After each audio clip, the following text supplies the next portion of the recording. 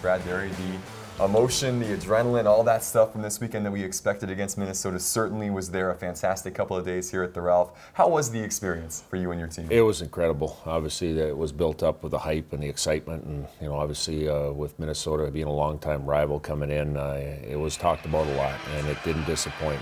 Obviously, an outstanding crowd. I thought our guys fed off the crowd and played an outstanding 120 minutes. Obviously, got the split, didn't get rewarded on Friday night, but thought our guys played hard through the whole weekend. And again, it's one of those environments that you cherish and that you hope to have every time you play in the Ralph Ingolstadt Arena. Yeah, special couple days, certainly this weekend. First trip for Minnesota to Grand Forks since 2012, and you mentioned on Friday, UND dominated the game really from start to finish, outshot them almost 2-1. Their goaltender makes 34 saves, and they get a couple of counter-attacking goals, and that ends up being the story of the night. Yeah, and again, we call that's hockey. I mean, one night you can be dominant and not win a game. The next night you can be less dominant and maybe pull out a game. And they did a lot of good things. Their goaltender played well. They blocked a lot of shots. We didn't create enough in their end of the rink as far as getting pucks to the net, and I thought we did a better job on Saturday night doing that.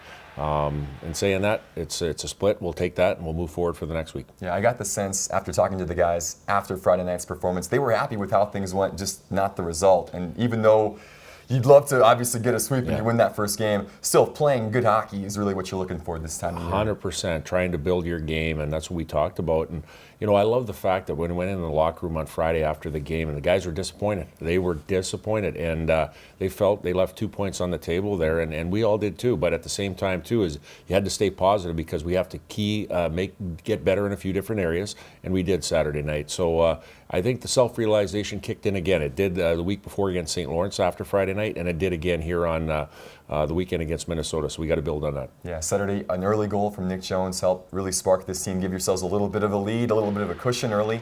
How big was that goal coming 5 minutes into the contest? Well, it's huge. Goals aren't coming nearly as much as we want 5-on-5 right now. The guys are working hard, and we're going to try to get better at that. But to get a 5-on-5 goal early in the game to get us going, that was huge for momentum. And then what happened was penalties started to fill in the game. And again, when the penalties start coming, then a lot of guys don't get on the ice because of specialty teams. So it's one of those things where we took advantage of it, and we had to.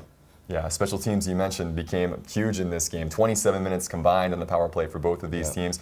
To say it the least, you won that power play battle on both sides. Yeah, and again, obviously the 5-minute major was a key time of the game. We were up 1-0. They were pressing hard. They played a better game on Saturday night, and I felt that when we scored, you got to get at least one on the 5-minute major. We ended up getting 3, which was huge. And if they get the full kill on the 5-minute major, they get momentum, and you never know how that turns out. So again, we took advantage of it, and it helped. Yeah, 3 big power play goals for this team to get that 4-0 advantage, and then the defense did the rest. Cam Johnson with the big shutout, the decor playing fantastic. What was the key to their effort all weekend? I think being relentless and hardworking and having a mentality to defend the house. We know this team that we played in Minnesota is a great team off the rush. They have a lot of speed and a lot of skilled players. But in the defensive zone, we wanted to make sure it was tough for them to get around our paint in front of the house, in front of Cam Johnson, and we had 5 guys doing that. Not just the 2 defensemen, but all 5 guys were digging in front of Cam. Yeah, first win for this program against Minnesota in 8 tries. It had been a little while, a couple ties mixed in there. How big just to get one on those guys after kind of a long stretch without a win? Well, it was huge. When you look back, and again, I know we haven't played for a long time, and last year we went down to Mariucci and played there, and we had a valiant effort down there. We played pretty good for two games down there and didn't get rewarded just with 1 tie out of the whole thing. Just to know that we're playing consistently good against them and getting the result now. That was the big thing. And again, moving forward to next year, now we go into the Hall of Fame game next year in Las Vegas, Nevada, and it's only 1 game. But again, there's a lot of work to be done before then. And again, we want to make sure that we keep consistently playing the way we do against them. Certainly. UND now 4-1-1 on the season, going into conference play already this week in the trip to Colorado Springs in the middle of the week. It's a much improved Tiger team this year, 4-2 on the season. What do you know about that group coming up this weekend? Mike Havlett, obviously experienced NHL coach. He's been in there for a number of years now. He's starting to put a stamp on the team. getting the players that he wants in his group and into his culture, and he's doing a good job there. So it's no surprise that they're doing well now and getting better and better every year. Last year we went in there, and the first game we went in there, we were down by a couple, and then we came back and won that game Friday. Well, they won the game on Saturday, and they got the split out of it. We know that. It's a tough place to play. It doesn't matter who it is. We got to make sure that we go in there and have the mentality that we had the last couple of weeks on getting the job done. 8:30 start Central Time on Friday night, 7 o'clock start on Saturday, Bubs. Thanks so much again for the time. Have a fun trip out there to the Springs. We'll see you next week to talk about Thanks it. a lot, Al. Bradbury, back to you, Kelly.